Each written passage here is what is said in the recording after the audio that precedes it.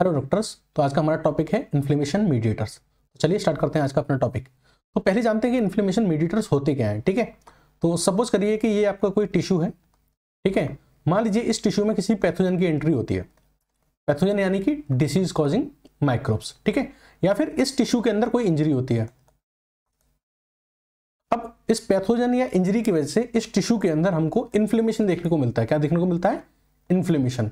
Inflammation मतलब protective response by this tissue against this pathogen and against this injury. ठीक है, तो इस इन्फ्लेमेशन को कोई इनिशिएट करता होगा और कोई रेगुलेट करता होगा। तो वो सब्सटेंस जो इस इन्फ्लेमेशन को इनिशिएट करेंगे और रेगुलेट करेंगे उनको हम क्या बोलेंगे? इन्फ्लेमेशन मेडिएटर्स बोलेंगे। अब एक बात आती है कि रेगुलेट करने की जरूरत क्या होती है। आपको पता है कि इन्फ्लेमेशन में आपको वैसोडाइलेशन देखने को मिलता है। जो आपकी ब्लड वेजल्स होती हैं वो डायलेट कर जाती हैं। अब जाहिर सी बात है कि जो ब्लड वेजल्स होती हैं उनकी एक कैपेसिटी होगी डायलेट करने की। अगर आप इस इन्फ्लेमेशन को कंट्रोल नहीं करेंगे तो जो ब्लड वेजल्स होती होंगी वो डायलेट करती जाएंगी और एक टाइम पे आगे बस्ट कर जाएंगी। तो ये जरूरी है कि हम इन्फ्लेमेशन को इनिशिएट करने के साथ साथ उसको क्या करके चलें? रेगुलेट करके चलें। और इन्फ्लेमेशन को इनिशिएट और रेगुलेट करने के लिए जो केमिकल्स होते हैं उनको हम क्या बोलते हैं? इन्फ्लेमेशन मीडिएटर्स बोलते हैं। तो होपफुली आपको समझ में आ गया होगा कि इन्फ्लेमेशन मीडिएटर्स क्या होते हैं।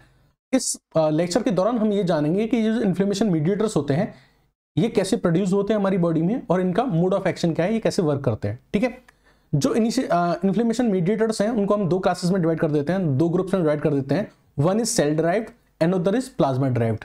यानी कि वो इन्फ्लेमेशन मीडिएटर्स जो हमें सेल्स से मिलते हैं एज सेलुलर सिक्रेशन। तो वो इन्फ्लेमेशन मेडिएटर्स जो हमें सेल्स से एज सेलुलर सिक्रेशन मिलते हैं उनको हम बोलते हैं सेल ड्राइव्ड। और वो इन्फ्लेमेशन मेडिएटर्स जो प्लाज्मा में प्रेजेंट होते हैं, कहां प्रेजेंट होते हैं? प्लाज्मा में प्रेजेंट होते हैं। हाउएवर इनको बनाता लिवर है। जो प्लाज्मा ड्राइव्ड इन्फ्लेमेशन मेडिएटर होते हैं ये हमें कहां से मिलते हैं? प्लाज्मा से मिलते हैं, बट इन्हें कौन बनाता है? लिवर बनाता है। ठीक है, तो दो ग्रुप हो गए इन्फ्लेमेशन मीडिएटर के। एक तो सेल ड्राइव्ड जो हमें सेल्स से मिलेंगे एज अ सेलुलर सिक्रेशन, दूसरा प्लाज्मा ड्राइव्ड जो हमें प्लाज्मा में मिलेंगे, बट उनको बनाने वाला कौन होगा? लिवर होगा। इस लेक्चर के दौरान हम सेल ड्राइव्ड जो इन्फ्लेमेशन मीडिएटर हैं उनको डिटेल में समझेंगे। नेक्स्ट लेक्चर में हम प्लाज्मा ड्राइव्ड इन्फ्लेमेशन मीडिएटर्स को डिटेल में समझेंगे। तो अब बात करते हैं सेल ड्राइव्ड इन्फ्लेमेशन मीडिएटर्स, यानी वो इन्फ्लेमेशन मीडिएटर्स जो हमें कहां से मिलेंगे? सेल से मिलेंगे एज सेलुलर सिक्रेशन। अब ये दो तरह के होते हैं। अगेन, एक होते हैं प्रीफॉर्म्ड और एक होते हैं न्यूली सिंथेसाइज्ड। प्रीफॉर्म्ड का मतलब होता है कि जो हमारी बॉडी में एकदम रेडी रहते हैं, बने हुए रेडी रखे रहते हैं। जैसे आप कभी हलवाई की शॉप पे गए होंगे, किसी स्वीट शॉप पे गए होंगे। ठीक है, तो वहां आपने देखा होगा कि वो क्या करते हैं? कुछ डिब्बों को पैक करके रखते हैं, कुछ डिब्बे स्वीट्स के पैक करके रखते हैं। आप जाते हैं, आप कहते हैं 1 kg का बॉक्स दे दीजिए, वो उठाते हैं और आपको 1 kg का बॉक्स दे देते हैं।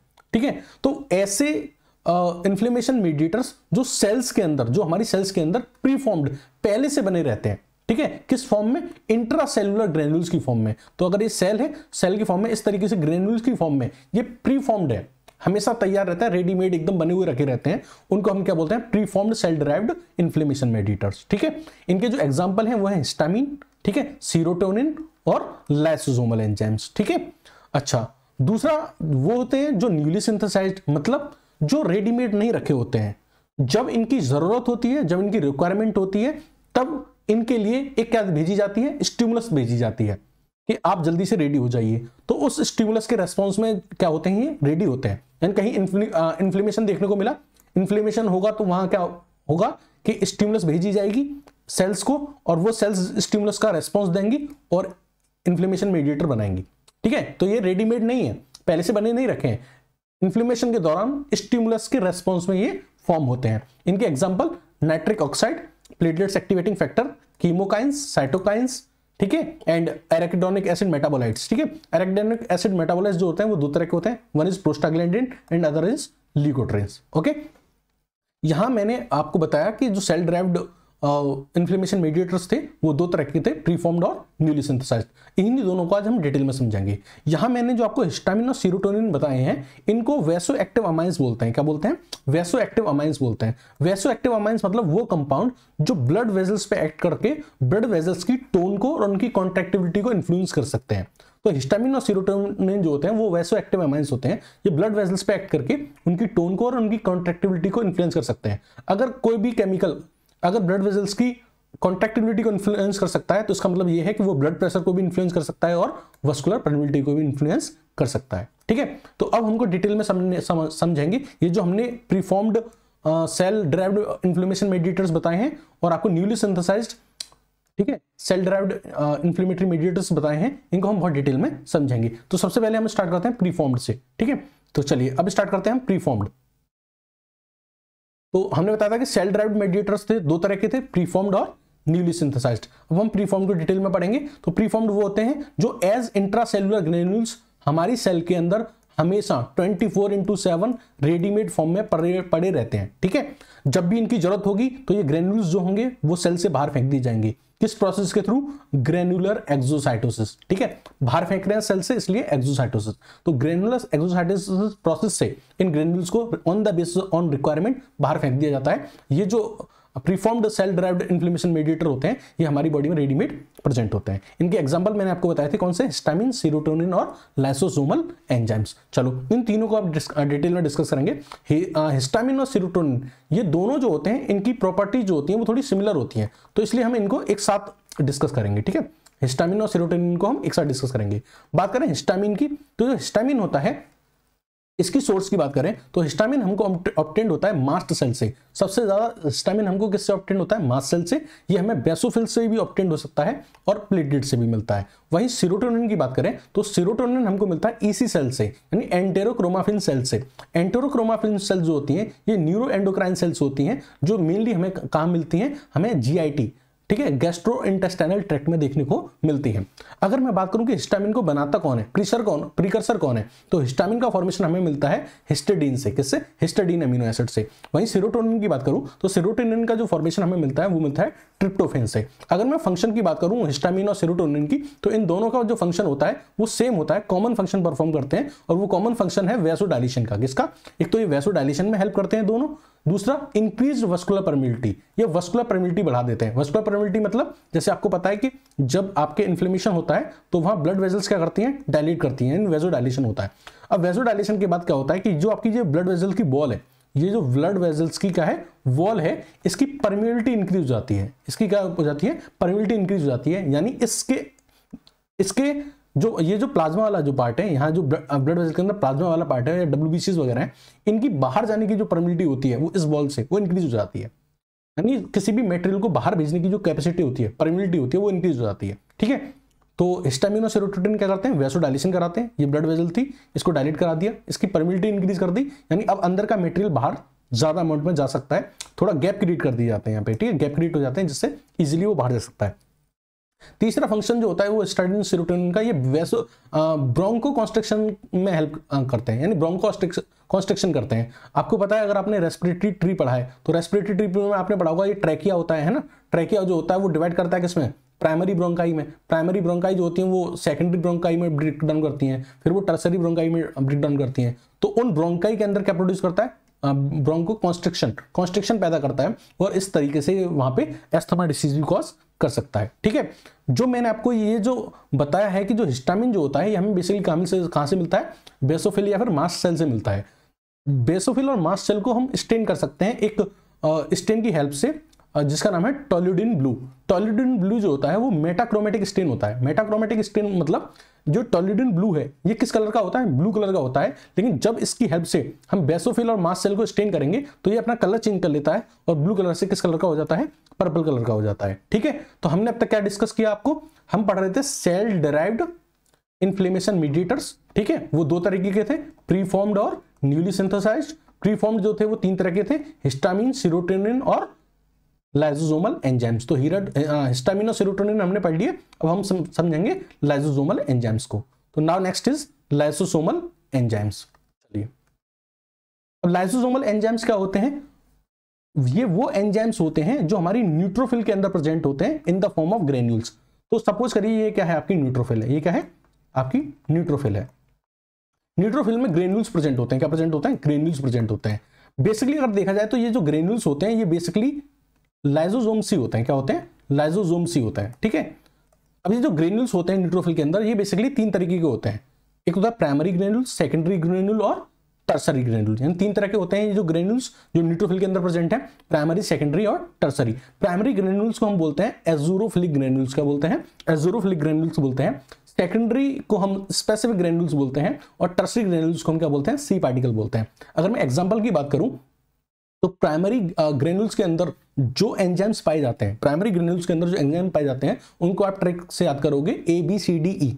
ए का मतलब होता है एसिड हाइड्रोलाइसिस, बी का मतलब है बैक्टीरिया किलिंग माइलोपेरोक्साइड और सी का मतलब है कोलेजनेज या फिर कैथेप्सिन, डी का मतलब डिफेंसिन और ई फॉर इलास्टिस। तो प्राइमरी ग्रेन्यूल के अंदर 5 तरह के एंजाइम्स पाए जाएंगे। कौन कौन से? Acid hydrolysis, bacteria killing myeloperoxidase, collagenase, cathepsin and D for defensin, E for elastase. तो ये 5 एंजाइम किसके अंदर पाए जाएंगे?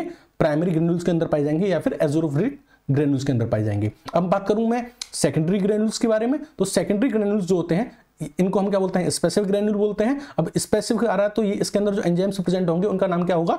Specific type of collagenase. तो स्पेसिफिक से आप मैच करके याद कर सकते हैं। स्पेसिफिक टाइप ऑफ कोलेजनेज पाए जाएंगे और क्या कौन कौन से एंजाइम पाए जाएंगे? लैक्टोफेरिन भी पाए जाएंगे। ठीक है, सेकेंडरी ग्रेन्यूल की बात होगी। अब बात करते हैं टर्शरी ग्रेन्यूल। तो टर्शरी ग्रेन्यूल के अंदर जो एंजाइम पाए जाएंगे उनको हम बोलेंगे जिलेटिनेज। क्या बोलेंगे? जिलेटिनेज। अच्छा, मैंने आपको बोला था कि जो न्यूट्रोफिल्स होते हैं उनके अंदर जो ये ग्रेन्यूल्स होते हैं ये बेसिकली लाइसोसोम होते हैं। तो आपने पढ़ा है कि जो लाइसोसोम होते हैं उनके अंदर एक एंजाइम प्रेजेंट होता है। लाइसोसोम्स के अंदर जो एंजाइम्स प्रेजेंट होते हैं उनको लाइसोजाइम्स बोलते हैं। क्या बोलते हैं? लाइसोजाइम्स बोलते हैं। और लाइसोजाइम्स का तो मैंने जिक्र किया ही नहीं, तो मैं आपको बताना चाहूंगा कि जो लाइसोजाइम्स होते हैं इनको प्राइमरी और सेकेंडरी ग्रेन्यूल्स दोनों मिलके बनाते हैं। ठीक है, तो हमने अब तक क्या डिस्कस किया? हम आपको बता रहे थे सेल डिराइव्ड इन्फ्लेमेशन मीडिएटर।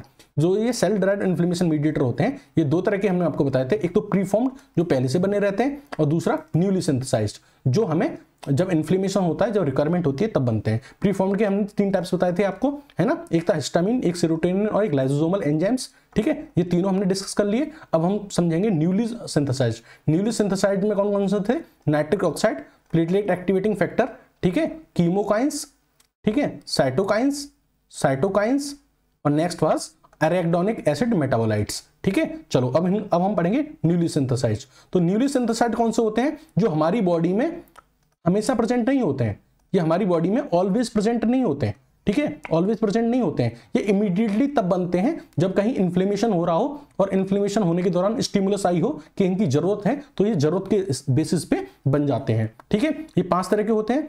ठीक है, 5 तरह के होते हैं। Nitric oxide, platelet activating factor, cytokines. Cytokines के फर्दर 3 ग्रुप्स होते हैं, ट्यूमर नेक्रोटिक फैक्टर, इंटरल्यूकिन्स और इंटरफेरॉन्स। ठीक है, कीमोकाइंस, एराकिडोनिक एसिड मेटाबोलाइट्स। ठीक है, जो 2 तरह के होते हैं, प्रोस्टाग्लैंडिन और ल्यूकोट्रिन्स। आई रिपीट अगेन, जो न्यूली सिंथेसाइज्ड इन्फ्लेमेशन मेडिएटर होते हैं वो 5 तरह के होते हैं, nitric oxide, platelet activating factor, cytokines, chemokines और एराकिडोनिक एसिड मेटाबोलाइट्स। ठीक है, इनको सबको हम एक एक करके डिटेल में डिस्कस करेंगे। सबसे पहले मैं स्टार्ट करूंगा किसके साथ? नाइट्रिक ऑक्साइड के साथ। ठीक है, तो नाइट्रिक ऑक्साइड के बारे में बात करेंगे। तो नाइट्रिक ऑक्साइड का पहले फॉर्मेशन की बात कर लेते हैं कि हमें कैसे मिलती है। तो नाइट्रिक ऑक्साइड का जो फॉर्मेशन होता है वो होता है L-आर्जिनिन नाम की अमीनो एसिड से। जब ये L-आर्जिनिन नाम की जो अमीनो एसिड होती है ये नाइट्रिक ऑक्साइड सिंथेस एंजाइम की प्रेजेंस में किसमें ब्रेकडाउन होती है? नाइट्रिक ऑक्साइड में ब्रेकडाउन होती है और साथ के साथ हमको देखने को मिलता है L-सिट्रुलिन। हमारे काम का क्या है? Nitric oxide. ठीक है, अब जो नाइट्रिक ऑक्साइड जो होता है इसका जो मेन काम होता है वो होता है वेसोडाइलेशन में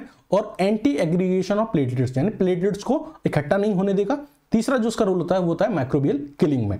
ठीक है, यहां जो हमने एंजाइम यूज किया है नाइट्रिक ऑक्साइड सिंथेस, ये बेसिकली 3 तरह का होता है। One is iNOS, iNOS and eNOS. ठीक है, आई मतलब होता है individual nitric oxide synthase, E for endothelial NOS और एन फॉर न्यूरोनल नोस। तो हमारे इन्फ्लेमेशन में जो हेल्प करता है वो आइनोस होता है। तो यहां जो हमने एंजाइम यूज किया है वो कौन सा है? आइनोस है। ठीक है, नाइट्रिक ऑक्साइड के बारे में एक इंटरेस्टिंग बात आपको पता होना चाहिए कि जो भी मेल्स टेबलेट यूज करते हैं for the long time of erection in the penis, ठीक है, आपने कुछ टेबलेट्स का नाम सुना होगा, मैन फूड्स में आती हैं सिडानाफिल्स वगैरह, है ना? तो जिनको मैन यूज करते हैं ताकि लॉन्ग टाइम तक जो उनका पेनिस है वो इरेक्ट रहे। तो उसका भी यही होता है, उनका मैकेनिज्म यही होता है। वो जो सिडानाफिल टेबलेट्स क्या करती हैं, ये हमारी बॉडी के अंदर क्या रिलीज करवाती हैं? नाइट्रिक ऑक्साइड रिलीज करवाती हैं। और नाइट्रिक ऑक्साइड क्या करता है? वेसोडाइलेशन करता है। कहाँ? पेनिस के अंदर। पेनिस की जो ब्लड वेसल्स होती हैं उनमें क्या होता है? ब्लड का रस होता है। तो ब्लड जब फ्लो करता है पेनिस की ब्लड वेसल्स में तो उसके अंदर क्या देखने को मिलता है? इरेक्शन देखने को मिलता है। ठीक है, यही मैकेनिज्म होता है उनके पीछे भी। चलो हम बात कर रहे थे अब नेक्स्ट के बारे में। तो मैं आपको क्या बता रहा था? मैं आपको बता रहा था newly synthesized cell derived inflammation mediators. ठीक है, जिसमें हमने को 5 पढ़ने थे। हमने नाइट्रिक ऑक्साइड पढ़ लिया है ना। Next we will discuss about platelet activating factor. ठीक है, चलो प्लेटलेट एक्टिवेटिंग फैक्टर के बारे में बात करते हैं। तो प्लेटलेट एक्टिवेटिंग फैक्टर है तो कहां से मिलेगा, सोर्स की बात करें तो प्लेटलेट एक्टिवेटिंग फैक्टर है तो सबसे मेन सोर्स तो उसका क्या रहेगा, प्लेटलेट्स ही रहेंगी। बट ये हमें आल्सो ऑब्टेन्ड किससे होता है, WBC से और एंडोथेलियल सेल से। अगर प्लेटलेट एक्टिवेटिंग फैक्टर का फंक्शन की बात करें तो जब ये लो कंसंट्रेशन में होता है तो ये एज अ वेजोडाइलेटर वर्क करता है। और वेजोडाइलेटर वर्क कैसे करता है, ये नाइट्रिक ऑक्साइड की जो रिलीज है उसको प्रमोट करता है। बट यही प्लेटलेट एक्टिवेटिंग फैक्टर जब हाई कंसंट्रेशन में होता है तब ये एज अ वेसोकंस्ट्रिक्शन वर्क करता है। ठीक है, और क्या क्या फंक्शन है इसके, प्लेटलेट एग्रीगेशन, जहां भी इंजरी होती है उस साइड पे प्लेटलेट्स को एग्रीगेट कराएगा, और ब्रोंको कॉन्स्ट्रिक्शन, जो भी हमारे रेस्पिरेटरी ट्री में जो ब्रोंकाई वगैरह होती है उनके अंदर कॉन्स्ट्रिक्शन कराएगा, अस्थमा प्रोड्यूस कर सकता है। ठीक है, तो हमने दो न्यूली सिंथेसाइज्ड कवर कर लिए। हम पढ़ा रहे थे आपको न्यूली सिंथेसाइज्ड, ठीक है, सेल डिराइव्ड इन्फ्लेमेशन मीडिएटर्स, जिसमें हमने आपको नाइट्रिक ऑक्साइड पढ़ा दिया, सेकंड प्लेटलेट एक्टिवेटिंग फैक्टर पढ़ा दिया, third we will discuss about cytokines. ठीक है, अब साइटोकाइंस क्या होते हैं, तो वेरी इंटरेस्टिंग, साइटोकाइंस जो होते हैं वो क्या होते हैं, प्रोटीन्स होती हैं। ठीक है, जो किससे रिलीज होती हैं, सेल से रिलीज होती हैं, और जिनका काम क्या है, वही mediate and regulate immune and inflammatory reactions, यानी जो आपके अंदर इन्फ्लेमेशन हो रहा है उसको मेंटेन करने के लिए, उसको रेगुलेट करने के लिए, उसको इनिशिएट करने के लिए कुछ प्रोटीन्स होती हैं जो सेल्स से निकलती हैं, उन्हीं को हम क्या बोलते हैं, साइटोकाइंस बोलते हैं। कौन सी सेल्स इनको रिलीज करती हैं, activated lymphocytes, macrophiles and dendritic cells, और सम अमाउंट में ये रिलीज किया जाता है किसके द्वारा, एंडोथेलियल सेल्स के द्वारा, एपिथेलियल सेल्स के द्वारा और कनेक्टिव टिश्यू की सेल्स के द्वारा। ठीक है, अब हम बात करेंगे डिटेल में। तो साइटोकाइंस को हम अगेन 3 ब्रॉड कैटेगरी में डिवाइड कर देते हैं। वो कौन कौन सी हैं, TNF अल्फा यानी tumour necrotic factor alpha, interleukins और इंटरफेरॉन्स, इन तीनों के बारे में हम डिटेल में बात करेंगे। उससे पहले रिकैप कर लें कि हम पढ़ क्या रहे थे। ठीक है, तो हम पढ़ रहे थे इन्फ्लेमेशन मीडिएटर्स। इन्फ्लेमेशन मीडिएटर्स में हमने 2 बताए थे आपको, एक तो बताए थे सेल डिराइव्ड जो हमें सेल्स के सेक्रेशन से मिलेंगे, दूसरा हमने बताया प्लाज्मा डिराइव्ड जो प्लाज्मा में पड़े रहते हैं बट बनाता लिवर है। सेल डिराइव्ड हमने 2 तरह के बताए थे आपको, एक तो प्रीफॉर्म जो पहले से बने रहते हैं 24/7 बॉडी में अवेलेबल होते हैं, एक हमने पढ़ाया था न्यूली सिंथेसाइज। ठीक है, प्रीफॉर्म्ड में हमने आपको 3 पढ़ाए थे, हिस्टामिन, सेरोटोनिन और लाइसोसोमल एंजाइम्स। ठीक है, न्यूली सिंथेसाइज में हमको 5 पढ़ाने हैं। 1 इज नाइट्रिक ऑक्साइड जो हमने पढ़ा दिया, सेकंड हम पढ़ा रहे थे प्लेटलेट एक्टिवेटिंग फैक्टर, वो भी हमने पढ़ा दिया।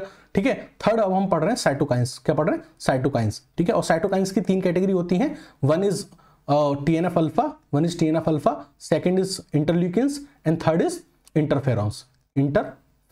ठीक है, चलो अब हम स्टार्ट कर रहे हैं TNF अल्फा के साथ। जो TNF अल्फा जो होता है ये सिक्रेटेड किसके द्वारा सिक्रेट किया जाता है, मैक्रोफेज के द्वारा, मास्ट सेल के द्वारा और टी लिम्फोसाइट के द्वारा। अच्छा, TNF अल्फा का रोल क्या होता है, तो सबसे पहले तो हम इन्फ्लेमेशन पढ़ रहे हैं तो इन्फ्लेमेशन में रोल देखेंगे। तो आप यहां देख रहे हैं ये रॉबिन्स का डायग्राम है।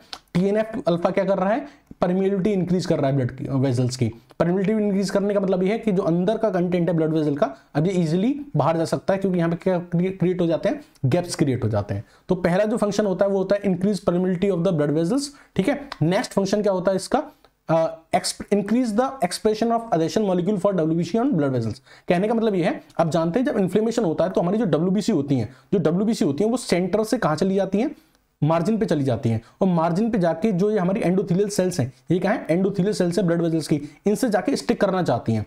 ठीक है, ताकि आगे जो एग्जिट गेट है वो उससे बाहर निकल जाए, तो वो इससे स्टिक करना चाहती हैं, अधेशन रखना चाहती हैं। तो उस अधेशन में स्टिक करने में भी क्या करता है, ये TNF अल्फा क्या करता है, हेल्प करता है। ठीक है, थर्ड जो वर्क है इसका वो है ल्यूकोसाइट एक्टिवेशन।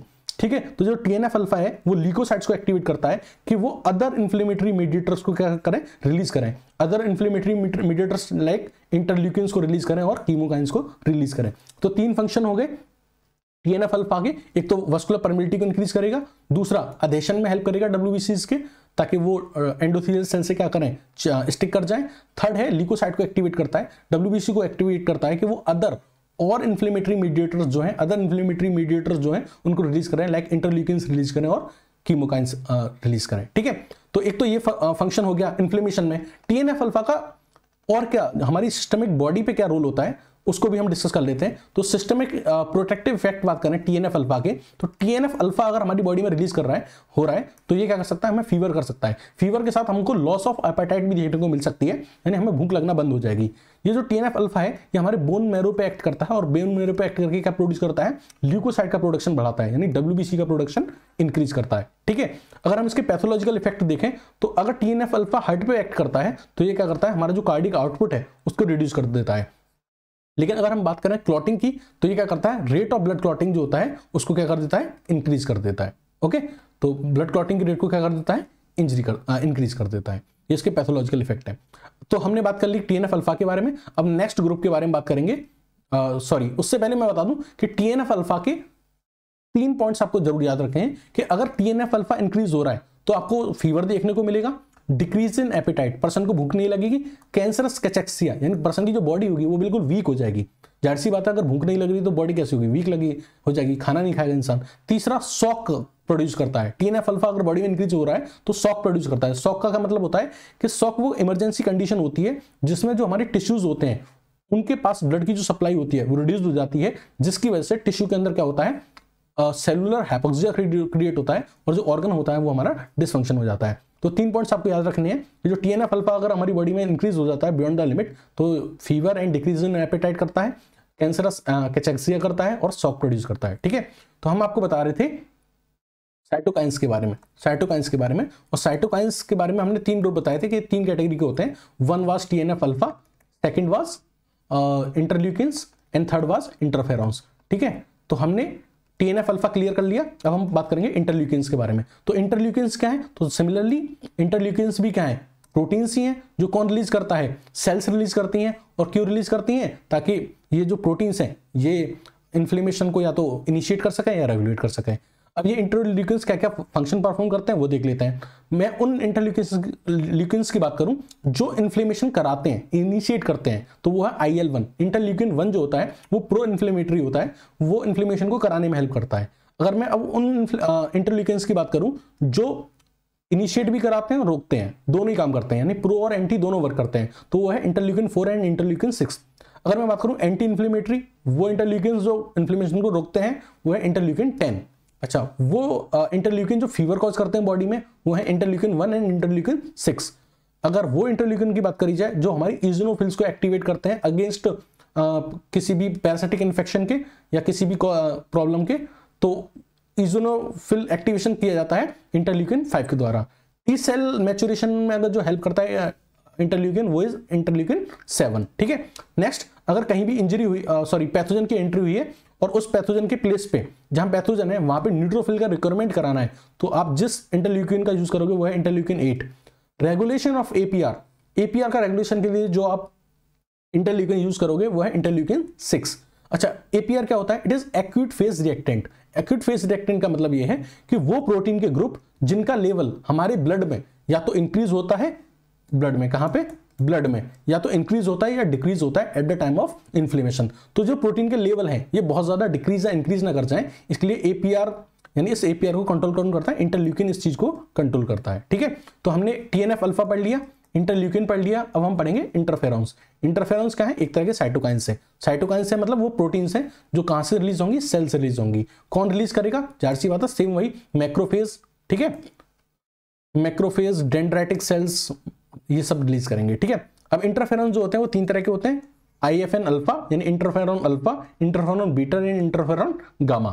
अगर सोर्स की बात करें इंटरफेरॉन की, तो जो आपका IFN अल्फा जो होता है वो रिलीज होता है कहां से, WBC से। ठीक है, या फिर मैक्रोफेज से। IFN बीटा यानी इंटरफेरॉन बीटा जो रिलीज होता है वो फाइब्रोब्लास्ट सेल से रिलीज होता है, और जो इंटरफेरॉन गामा होता है वो रिलीज होता है T लिम्फोसाइट से, और T लिम्फोसाइट में भी T हेल्पर सेल से। अगर मैं फंक्शन की बात करूं तो जो IFN अल्फा होता है वो एंटीवायरल प्रोटीन होती है, क्या होती है, वायरस के अगेंस्ट वर्क करती हैं। जो IFN बीटा होता है वो क्या करता है, ब्रेन डिसीज में के ट्रीटमेंट में हेल्प करता है, और स्पेशली कौन सी डिसीज, मल्टीपल स्क्लेरोसिस। जो IFN गामा होता है वो मैं जब आपको क्रोनिक इन्फ्लेमेशन पढ़ाऊंगा तो वहां पे ग्रेनुलोमा का फॉर्मेशन पढ़ाऊंगा, तो उस ग्रेनुलोमा फॉर्मेशन में कौन हेल्प करता है, IFN अल्फा हेल्प करता है। ठीक है, तो हमने क्या डिस्कस किया, different type of cytokines discuss किए। तो मैं आपको बेसिकली क्या पढ़ा रहा था, रिकॉल कर लेते हैं एक बार जल्दी से। तो मैं आपको पढ़ा रहा था इन्फ्लेमेशन मीडिएटर्स, उसमें हमने 2 ग्रुप बताए थे, वन वाज सेल डेराइव्ड, दूसरा था प्लाज्मा डेराइव्ड। ठीक है, सेल डेराइव्ड में हमने 2 बताए थे आपको, one was preformed and other was newly formed. Preformed जो थे उसमें मैंने आपको कौन सा बताया था, हिस्टामिन, सेरोटोनिन और लाइसोजाइमल एंजाइम्स। ठीक है, और जो न्यूली फॉर्म्ड थे उसमें मैंने आपको 5 बताए थे, नाइट्रिक ऑक्साइड, दूसरा ये हमने पढ़ा दिया है, दूसरा हमने आपको बताया था प्लेटलेट एक्टिवेटिंग फैक्टर, ये भी पढ़ा दिया, तीसरा हमने आपको बताया था साइटोकाइंस। क्या बताए थे? साइटोकाइंस। साइटोकाइंस हमने 3 ग्रुप बताए थे इनके, TNF अल्फा है ना, जो अभी थोड़ी देर पहले पढ़ाया है, इंटरल्यूकिन और इंटरफेरॉन, ये तीनों हम डिस्कस कर चुके हैं। अब जो हमें डिस्कस करने के लिए बाकी है वो है chemokines, and fifth is last जो हमें डिस्कस करना है वो है amino arachidonic acid metabolite, arachidonic acid metabolites. ठीक है, ये हमें डिस्कस करने हैं दोनों। ठीक है, चलिए स्टार्ट करते हैं कीमोकाइंस से। तो कीमोकाइंस क्या है? ठीक है, newly formed cell derived inflammation mediators हैं। ठीक है, अब देखो बेसिकली कीमोकाइन और साइटोकाइन दोनों एक ही चीज होती हैं। कीमोकाइन बेसिकली साइटोकाइंस ही होते हैं। मैं क्या कह रहा हूं, कीमोकाइंस जो होते हैं ये बेसिकली क्या होते हैं? साइटोकाइंस ही होते हैं। लेकिन वो साइटोकाइंस होते हैं जिनका molecular weight 8 to 10 kilo Dalton होता है। ठीक है, 8 to 10 किलो डाल्टन होता है। आई रिपीट अगेन, मैंने आपको क्या बताया था? साइटोकाइन क्या होती है? प्रोटीन्स होती है। मैंने ये तो बताया था साइटोकाइन क्या होती है? प्रोटीन होती है जो इन्फ्लेमेशन को क्या करती हैं? मीडिएट करती हैं और रेगुलेट करती हैं। कीमोकाइंस की बात करूं तो कीमोकाइंस भी क्या होते हैं? साइटोकाइंस ही होते हैं, लेकिन वो वाली प्रोटीन होती हैं जिनका molecular weight 8 to 10 kilo Dalton है। तो कीमोकाइंस कोई नई चीज नहीं है, कीमोकाइंस क्या है? साइटोकाइंस ही है, बस वो वाले साइटोकाइंस हैं जिनका मॉलिक्यूलर वेट क्या है? 8 to 10 किलो डाल्टन है। ठीक है, अब जो कीमोकाइंस होते हैं इनका फंक्शन क्या होता है? ये कीमो अट्रैक्टेंट की तरह वर्क करते हैं। किसकी तरह काम करते हैं? कीमो अट्रैक्टेंट की तरह वर्क करते हैं, यानी कुछ जो WBCs होती हैं उनको खींच के लाते हैं at the site of inflammation, at the site of injury. अगर मैं टाइप्स की बात करूं कीमोकाइंस के, तो 4 तरह के कीमोकाइंस होते हैं। जब इनके टाइप्स मैं बताऊंगा तो उसमें 2 वर्ड यूज करूंगा, C और X। C का मतलब होता है सिस्टीन और X यहाँ पे क्या हो सकती है? कोई भी अमीनो एसिड हो सकती है। ठीक है, अब इनके 4 टाइप्स होते हैं। वन इज CC अल्फा, बीच में आपको X लगा लेना है, यानी CXC अल्फा। दूसरा है CC बीटा, तीसरा है CC gamma, and fourth is CX3C। ठीक है, याद कैसे करेंगे आप? CC अल्फा, बीच में X लगा लो, CC बीटा, CC गामा और CX3C। ठीक है, तो ये 4 तरह के होते हैं। जो आपका CXC अल्फा जो होता है, इसका फंक्शन क्या होता है? तो इसका फंक्शन होता है अट्रैक्ट न्यूट्रोफिल्स। जो CXC अल्फा है इसका एग्जांपल है इंटरल्यूकिन 8, और ये इसका काम क्या होता है? Attract neutrophil. जो CC बीटा होता है, ठीक है, इसके अगर मैं एग्जांपल की बात करूं तो वो होता है इयोटेक्सिन। इयोटेक्सिन क्या करेगा? इजनोफिल को अट्रैक्ट करेगा, क्योंकि ये क्या होते हैं? कीमो अट्रैक्टेंट्स तो होते हैं। कीमोकाइंस क्या होते हैं? कीमो अट्रैक्टेंट होते हैं। तो इसका एक ग्रुप है CC बीटा। CC बीटा में कौन कौन से आते हैं? इयोटेक्सिन जो इजनोफिल को अट्रैक्ट करेगा, रेंटिस क्या करेगा? टी सेल को अट्रैक्ट करेगा। कैसे याद करोगे? रेंटिस में क्या आ रहा है? टी आ रहा है ना, टी, रेंटिस, तो टी सेल को करेगा अट्रैक्ट। नेक्स्ट इज MCP में M आ रहा है तो किसको अट्रैक्ट करेगा? मैक्रोफेजेस को। Next is CC alpha. CC alpha का जो एग्जांपल है वो है लिम्फोटेक्टिन में लिम्फो वर्ड आ रहा है तो किसको अट्रैक्ट करेगा? लिम्फोसाइट्स को अट्रैक्ट करेगा। नेक्स्ट इज CX3C, इसका एग्जांपल है फ्रैक्टा एल्काइन, और फ्रैक्टा एल्काइन जो किसको अट्रैक्ट करता है? टी सेल्स को अट्रैक्ट करता है और मोनोसाइट्स को अट्रैक्ट करता है। ठीक है, चलिए now we will discuss about receptor of chemokines. जो कीमोकाइंस हैं, ये जो केमिकल्स हैं, इनके रिसेप्टर भी प्रेजेंट होंगे कहां पे? सेल मेम्ब्रेन पे। तो कीमोकाइंस के जो रिसेप्टर होते हैं वो 2 तरह के होते हैं, CXCR4 और CCR5। ठीक है, अब इनको बताना इसलिए जरूरी था क्योंकि ये वो सेम रिसेप्टर होते हैं जो HIV वायरस पे क्या करते हैं? HIV वायरस के केस में क्या करते हैं? वर्क करते हैं। ठीक है, तो हमने कीमोकाइंस भी कवर कर लिया। Now last we will discuss about amino acid metabolites. So last we are discussing about amino acid metabolites। ठीक है, तो हमने आपको क्या क्या पढ़ा दिया अब तक? तो हम पढ़ा रहे थे आपको सेल डिराइव्ड इन्फ्लेमेशन मीडिएटर्स, जिसमें 2 तरह के थे, प्री फॉर्म्ड और न्यूली फॉर्म्ड। न्यूली फॉर्म्ड का जो लास्ट है वो है आर्किडोनिक एसिड मेटाबोलाइट्स। ठीक है, आर्किडोनिक एसिड मेटाबोलाइट्स। अब जो आर्किडोनिक एसिड है ये क्या है? 20 कार्बन का एक कंपाउंड है। क्या है? 20 कार्बन का एक कंपाउंड है। ये आर्किडोनिक एसिड का फॉर्मेशन कैसे होता है? तो जो आपकी सेल मेम्ब्रेन होती है, सेल मेम्ब्रेन के अंदर क्या होता है? फॉस्फोलिपिड होता है। क्या होता है? फॉस्फोलिपिड होता है। ये जो फॉस्फोलिपिड होता है इस पे वर्क करता है फॉस्फोलाइपेज A2 एंड C। कौन? Phospholipase A2 and C। जब इस सेल मेम्ब्रेन के फॉस्फोलिपिड पे phospholipase A2 and C act करता है तो ये जो फॉस्फोलिपिड है ये किस में कन्वर्ट हो जाता है? आर्किडोनिक एसिड में कन्वर्ट हो जाता है। यही है आर्किडोनिक एसिड। बट हमें आर्किडोनिक एसिड से मतलब नहीं है। इस आर्किडोनिक एसिड से हमें क्या मिलते हैं? इसके मेटाबोलाइट्स मिलते हैं। ठीक है, इससे हमें मिलते हैं प्रोस्टाग्लैंडिन और ल्यूकोट्रिन्स, वो हमारे काम के हैं। तो इस आर्किडोनिक एसिड का जब मेटाबॉलिज्म में ये रोल प्ले करता है, तो इससे हमें दो चीजें मिलती हैं, यानी आर्किडोनिक एसिड डिफरेंट पाथवे में जाता है और हमें क्या मिलती हैं, दो मीडिएटर्स मिलते हैं, दो इन्फ्लेमेटरी मीडिएटर्स मिलते हैं, उनका नाम है prostaglandin and leukotrienes. I repeat again, arachidonic acid जो है वो 20 कार्बन का एक कंपाउंड है। कैसे बनता है, जब सेल मेम्ब्रेन में जो फॉस्फोलिपिड होता है उसमें जब फॉस्फोलाइपेज A2 एंड C काम करते हैं तो वो किस में कन्वर्ट हो जाता है, आर्किडोनिक एसिड में कन्वर्ट हो जाता है। बट हमारा जो काम है वो आर्किडोनिक एसिड से नहीं है, ये इस आर्किडोनिक एसिड की हेल्प से हमें दो इन्फ्लेमेशन मीडिएटर मिलेंगे, एक का नाम है प्रोस्टाग्लैंडिन और दूसरे का नाम है ल्यूकोट्रिन। इस आर्किडोनिक एसिड से प्रोस्टाग्लैंडिन जिस पाथवे से मिलता है उसको हम बोलते हैं कॉक्स पाथवे। क्या बोलते हैं, कॉक्स पाथवे, रिमेंबर इट। इस आर्किडोनिक एसिड से ल्यूकोट्रिन जिस पाथवे से मिलता है उसको हम बोलते हैं लॉक्स पाथवे। क्या बोलते हैं, लॉक्स पाथवे। आई रिपीट अगेन, आर्किडोनिक एसिड से जो प्रोस्टाग्लैंडिन जिस पाथवे से मिलता है उसको बोलते हैं कॉक्स पाथवे, आर्किडोनिक एसिड से ल्यूकोट्रिन जिस पाथवे से मिलता है उसको बोलते हैं लॉक्स पाथवे। या कॉक्स का मतलब क्या होता है, कॉक्स एक एंजाइम है जिसका नाम है साइक्लोऑक्सीजनेज, ठीक है, और लॉक्स का मतलब होता है लाइपोऑक्सीजनेज। यानी कि इस आर्किडोनिक एसिड पे जब साइक्लोऑक्सीजनेज वर्क करता है तो हमें क्या मिलता है, प्रोस्टाग्लैंडिन्स मिलता है, ठीक है। और जब इस आर्किडोनिक एसिड पे लाइपोऑक्सीजनेज वर्क करता है तो हमें क्या मिलते हैं, ल्यूकोट्रिन्स मिलता है, ठीक है। इन्हीं पाथवे को हम डिटेल में समझेंगे, बस एक बार रिपीट कर दूं, इस आर्किडोनिक एसिड पे जब ये साइक्लोऑक्सीजनेज वर्क करेगा तो हमें क्या मिलेंगे, प्रोस्टाग्लैंडिन मिलेंगे और इसको कॉक्स पाथवे बोलेंगे। इस आर्किडोनिक एसिड पे जब, ठीक है, लाइपोऑक्सीजनेज वर्क करेगा तो हमें ल्यूकोट्रिन मिलेंगे और इसको हम क्या बोलेंगे, लॉक्स पाथवे बोलेंगे। इस प्रोसेस को हम रॉबिन्स के एक डायग्राम से समझते हैं। चलो, ये रॉबिन्स का डायग्राम है। यहां आपको ये सेल मेम्ब्रेन दिख रही है, सेल मेम्ब्रेन में फॉस्फोलिपिड है, फॉस्फोलिपिड पे कौन वर्क कर रहा है, फॉस्फोलाइपेज A2 एंड C, और इसको किस में कन्वर्ट कर रहा है, आर्किडोनिक एसिड में। लेकिन ऐसा नहीं है कि ये प्रोसेस होता ही रहेगा। अगर ये प्रोसेस होता रहेगा तो हमारी जितनी भी सेल मेम्ब्रेन है वो सारी डिस्ट्रॉय हो जाएंगी, सेल की इंटीग्रिटी जो होगी वो मेंटेन नहीं रह पाएगी। तो इसलिए जो स्टेरॉइड्स होते हैं वो इस प्रोसेस को इनहिबिट करते हैं। स्टेरॉइड्स, तो जो स्टेरॉइड्स होते हैं वो इस प्रोसेस को इनहिबिट करते हैं, इस सेल मेम्ब्रेन को फॉस्फोलिपिड को आर्किडोनिक एसिड में कन्वर्ट नहीं होते देते हैं। लेकिन जब ये सेल मेम्ब्रेन का phospholipid phospholipase A2 and C की प्रेजेंस में आर्किडोनिक एसिड में कन्वर्ट हो जाता है तो ये दो पाथवे में जाता है।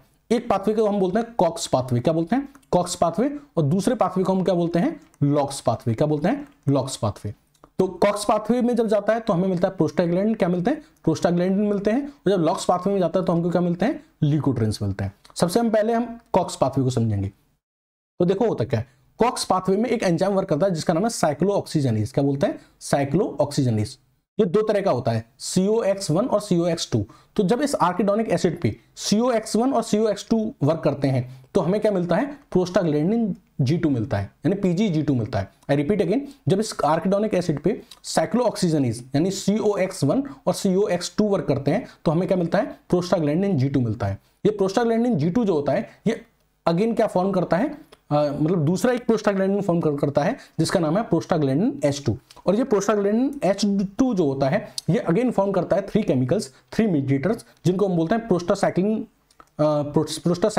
थ्रोम्बोक्सिन A2 और PGD2 और PGE2, PGD2 और PGE2, ठीक है। आई रिपीट अगेन, आर्किडोनिक एसिड पे COX1 और COX2 ने वर्क किया तो बना प्रोस्टाग्लैंडिन G2। प्रोस्टाग्लैंडिन G2 ने क्या बनाया, प्रोस्टाग्लैंडिन H2। प्रोस्टाग्लैंडिन H2 ने बनाए 3 केमिकल्स, प्रोस्टासाइक्लिन, थ्रोम्बोक्सिन A2 और PGD2 और PGE2। जो प्रोस्टासाइक्लिन है इसका काम क्या करता है, ये वेजोडाइलेटर की वजह वर्क करता है और प्लेटलेट्स के एग्रीगेशन को रोकता है।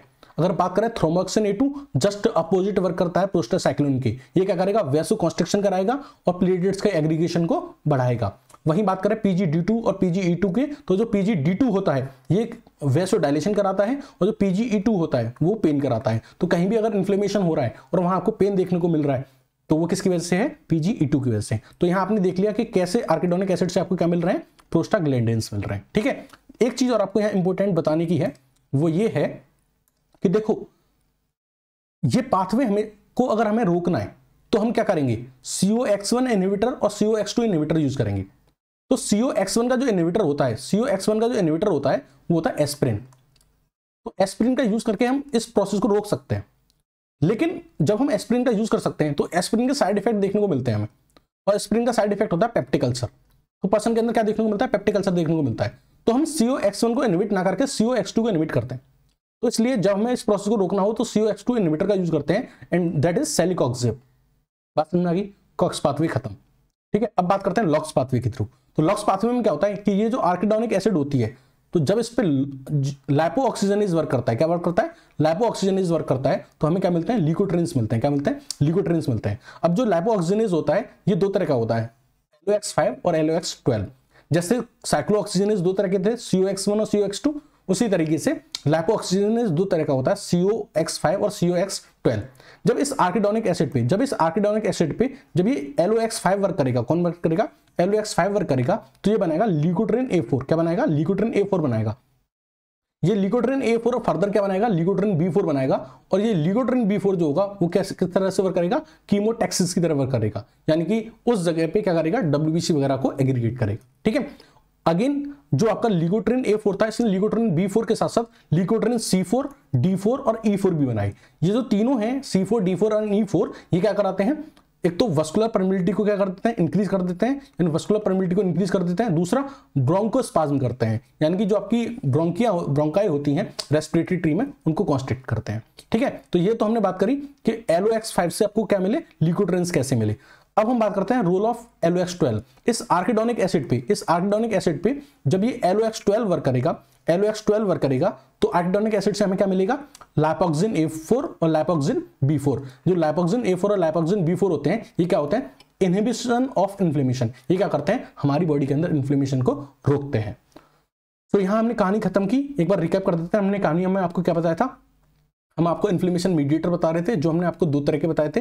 एक हमने बताया था सेल डिराइव्ड, जो सेल्स से मिलते हैं। दूसरा बताया था प्लाज्मा डिराइव्ड, जो प्लाज्मा में प्रेजेंट होते हैं बट बनाता लिवर है। सेल डिराइव्ड हमने इस लेक्चर में डिटेल में डिस्कस किए हैं। सेल डिराइव्ड दो तरह के थे, एक तो हमने आपको बताया था जो प्रीफॉर्म्ड पहले से बने होते हैं हमारी बॉडी के अंदर, दूसरे थे जो जब जरूरत होती है, जब इन्फ्लेमेशन होता है, एट द टाइम बनते हैं, newly synthesized at the time of inflammation immediately बनते हैं। प्रीफॉर्म में हमने आपको बताया था हिस्टामिन, सेरोटोनिन और लाइसोसोमल एंजाइम के बारे में, और न्यूली सिंथेसाइज्ड में हमने आपको बताया था नाइट्रिक ऑक्साइड के बारे में।